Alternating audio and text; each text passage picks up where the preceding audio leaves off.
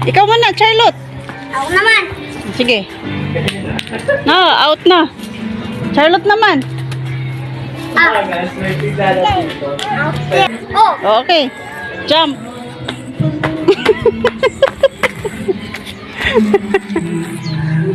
ang narinig ko naman ni Charlotte. Ito na nga, nilapag ko ang aking cellphone para maturuan ng maayos paano laruin ang piko ng mga larong 1980s. Ayan, yung dalaga ay nagkakamot. At ayan, tumatalon-talon na tayo. Para alam nila paano gagawin.